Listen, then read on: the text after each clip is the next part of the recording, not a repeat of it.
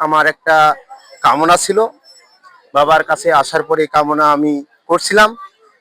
বাবা কৃপা করে আমার কামনা পূরণ করেছেন, এই জন্য আমি প্রতি বছর আসি, আমার পরিবার সহ আসি। এবারও আসলাম।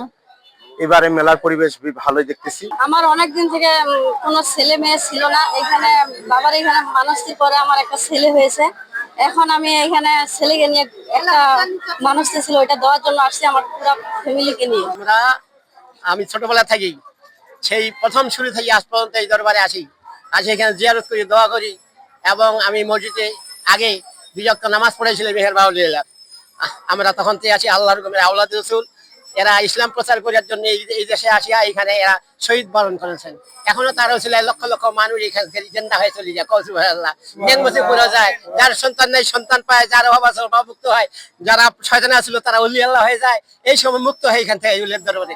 আগে একবার আসা হয়েছিল, তখন আসলে এরকম মেলা ছিল না। তো আজকে আসলাম এই ওরস শরীফ মেলায়। অনেক ভালো লাগছে সে দেখতে, চারিদিকের পরিবেশ এবং মাজার শরীফে সবার যে একটা আন্তরিকতা দেখে খুব ভালো লাগছে।